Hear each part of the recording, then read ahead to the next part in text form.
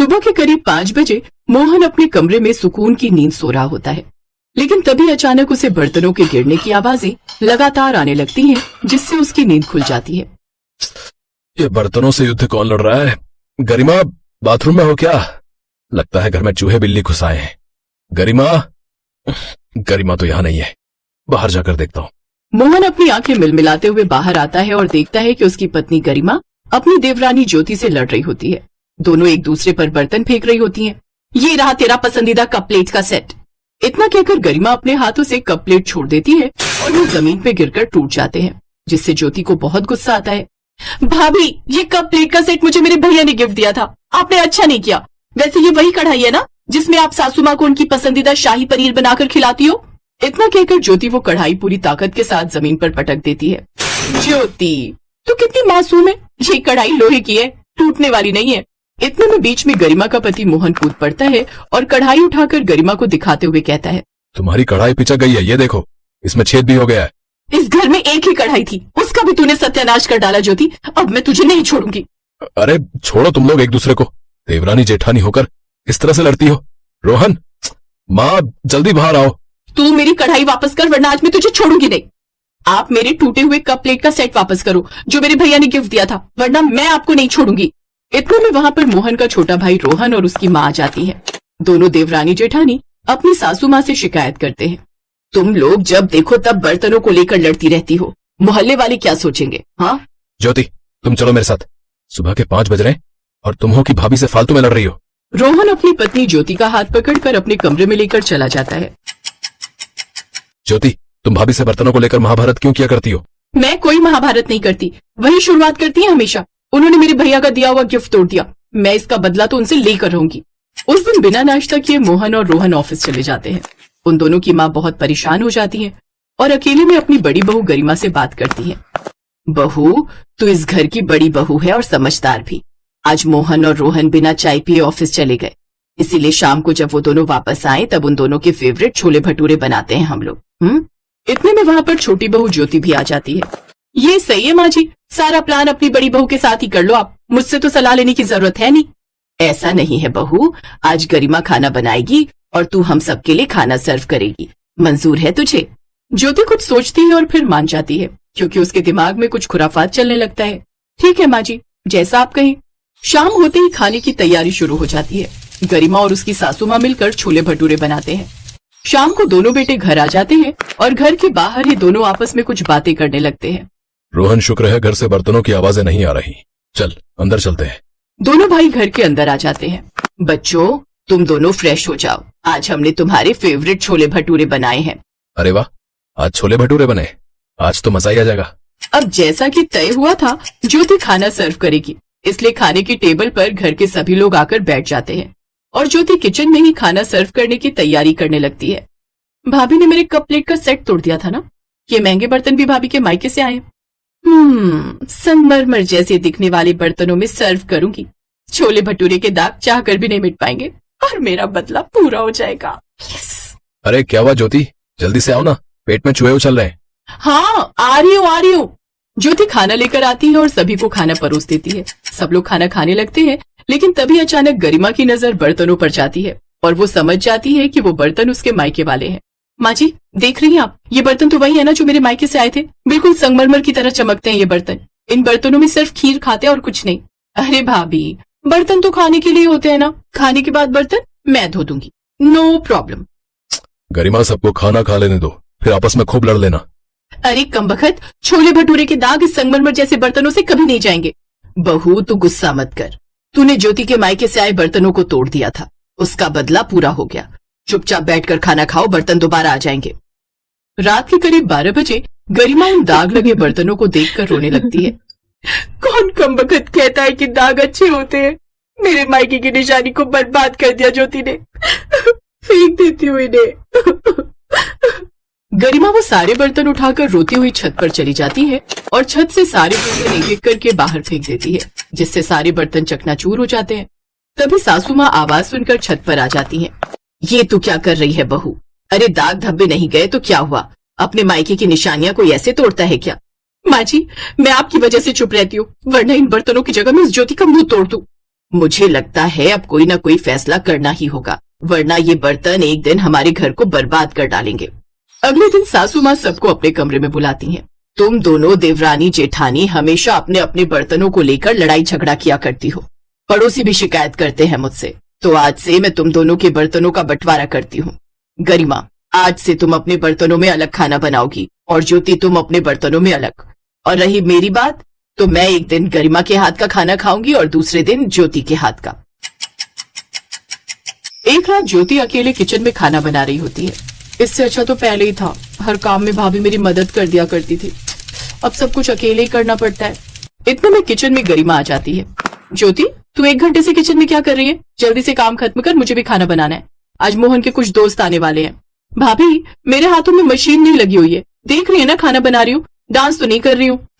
ज्योति के खाना बनाने के बाद गरिमा खाना बनाने लगती है। बर्तनों का बंटवारा होने के बाद बहुत टेंशन हो गई है। खुद ही सब्जी काटनी पड़ती है, खुद ही बर्तन धोने पड़ते हैं, खुद खाना भी बनाना पड़ता है और खुद ही सर्व भी करना पड़ता है। गरिमा की ये हालत उसके पति मोहन से देखी नहीं जाती। खैर, रात में मोहन के दोस्त आते हैं और सब लोग खाना खाकर सो जाते हैं। वहीं दूसरी तरफ गरिमा अकेले ही किचन में ढेर सारे बर्तन धोने लगती है। मोहन अपने भाई रोहन से जाकर अकेले में बात करता है। रोहन, जब से इन दोनों के बर्तनों का बंटवारा हुआ है, दोनों की हालत खराब हो गई है। पहले मिलजुल कर काम जल्दी खत्म हो जाता था, अब अकेले ही सारा काम करना पड़ता है दोनों को। हाँ भैया, आपने मेरे दिल की बात कह दी। ज्योति भी इतना थक जाती है कि कमरे में आते ही तुरंत सो जाती है। मेरे पास एक प्लान है। 2 दिन बाद तू ज्योति से बोलना कि तेरे 8-10 दोस्त घर पर आने वाले हैं, और मैं गरिमा से शाम को बोलूंगा कि मेरे 10-15 लोग घर पर आने वाले हैं। बस भैया, बाकी का प्लान मैं समझ गया। 2 दिन बाद दोनों भाई ऐसा ही करते हैं। ये सुनकर गरिमा और ज्योति के होश उड़ जाते हैं। पहले से ही एक तरफ तो गरिमा परेशान थी और दूसरी तरफ ज्योति। इतने सारे लोग आने वाले हैं, ये सुनकर उनकी आंखों में आंसू आ जाते हैं। क्या हुआ तुम दोनों को? अब तो कोई एक दूसरे के बर्तन तोड़ नहीं रहा है, फिर क्यों दोनों का मुंह लटका हुआ है? हाँ माँ जी, जब से हम दोनों अलग हुए हैं मुझे बहुत मेहनत करनी पड़ती है और खर्चा भी डबल हो गया है। हाँ, और आज तो मोहन के 10-15 दोस्त आने वाले हैं, मैं अकेले इतना सारा खाना कैसे बना पाऊंगी? जब हम दोनों साथ में खाना बनाते थे तो बहुत आसानी से खाना बन जाता था। माँ जी, बर्तनों का बंटवारा खत्म कर दीजिए। भाभी, मुझे माफ कर दीजिए। मुझे माफ कर दी ज्योति, लड़ाई झगड़ा करके कोई फायदा नहीं होता है। आज से हम दोनों फिर से एक साथ सारा काम करेंगे। इस तरह रोहन, मोहन और उनकी माँ का ये प्लान सक्सेसफुल हो जाता है।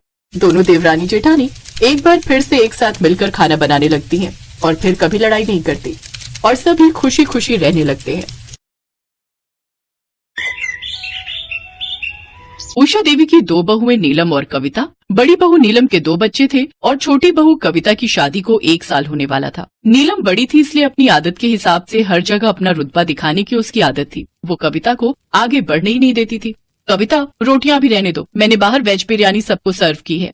पर भाभी, बुआ जी तो रोटी मांग रही थी, उन्होंने कहा कि वो चावल नहीं खाती हैं। मैंने कहा ना, अभी रुक जाओ, रोटियां जरूरत होगी तो बना लेंगे।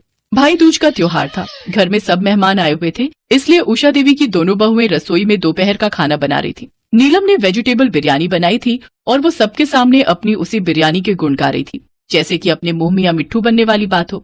बुआ जी, थोड़ी और बिरयानी लीजिए ना, मुझे लगता है आपको बिरयानी पसंद नहीं आई। नहीं नहीं बहू, तुम्हारे हाथ का खाना तो मुझे बहुत पसंद है, बहुत ही स्वादिष्ट खाना बनाती हो तुम, पर मैं ज्यादा चावल नहीं खाती हूँ। रुको ननद जी, मैं अभी रोटी मंगवाती हूँ। कविता बहू, क्या हुआ, रोटी बनी नहीं क्या अभी तक? मैं खुद ही देख कर आती हूँ। उषा देवी रसोई में जाती है तो कविता रसोई में रोटी बनाने की जगह मीठी सेवई बना रही थी। उषा देवी को गुस्सा आ गया और उन्होंने कविता की डांट लगा दी। क्या बात है कविता बहू, इतनी देर से बुआ जी रोटी का इंतजार कर रही है और तुम यहाँ सेवई बना रही हो? अरे पहले उन्हें रोटी तो पूरी खिला लेती, तुम्हें पता है कि वो चावल कम खाती हैं और मैंने तुम्हें स्पेशली यहाँ रोटी बनाने के लिए भेजा था। माँ जी, वो नीलम भाभी ने मुझे।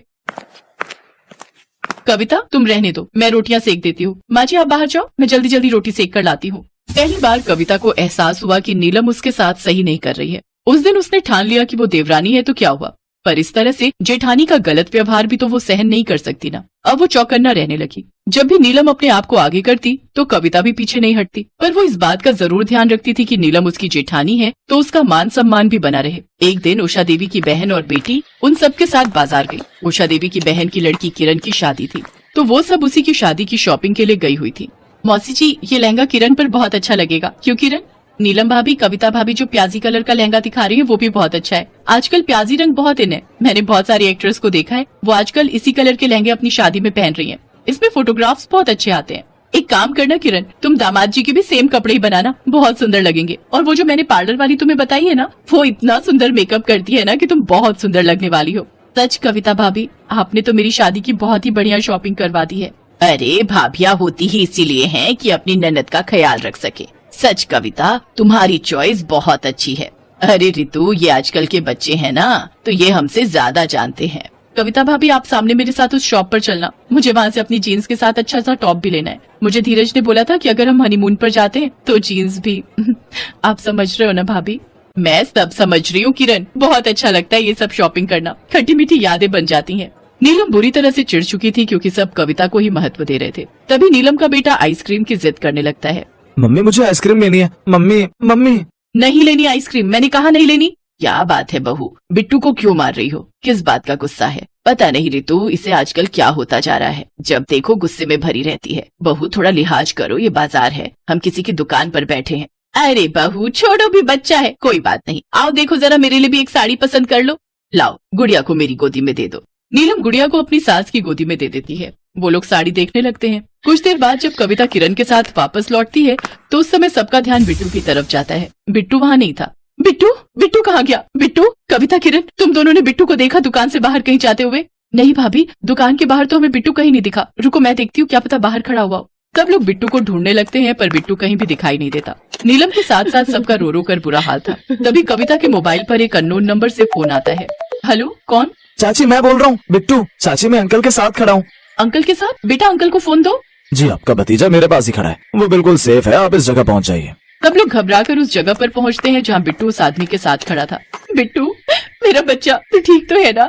हाँ मम्मी मैं बिल्कुल ठीक हूँ। वो एक चोर अंकल मुझे आइसक्रीम दिलाने ले जा रहे थे, मैं उनके साथ जा रहा था, तभी इन अंकल ने मुझे रोक लिया और उसकी खूब पिटाई की, वो यहाँ से भाग गया।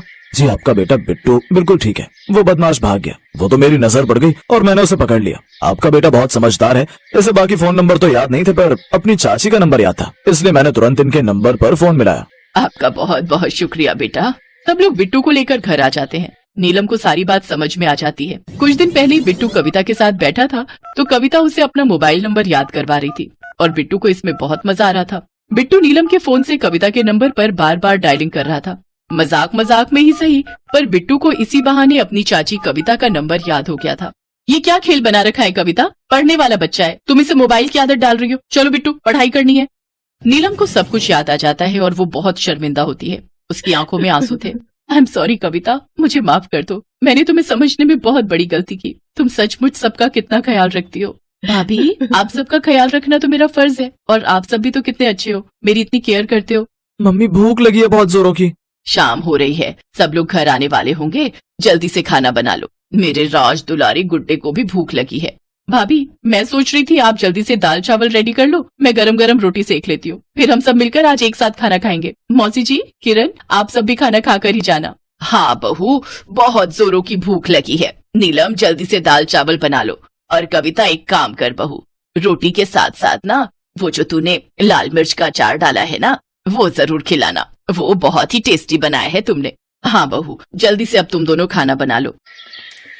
नीलम भाभी, मैं कह रही थी इस साड़ी के साथ चप्पल अच्छी लगेगी या फिर सैंडल? इसके साथ तो हील वाली चप्पल ही अच्छी लगेगी। कुछ भी कहो भाभी, के चावल एक एक दाने खिले हुए बनते हैं, मुझे तो ऐसे चावल बनाने ही नहीं आते। भाभी, मुझे भी इस तरह के चावल बनाने सिखाओ ना, जिसमें एक एक दाना अलग हो, मुझे भी सीखना है। और फिर इस तरह हंसते और खट्टी मीठी बातें करते हुए देवरानी जेठानी दोनों एक दूसरे के गले लग जाती हैं।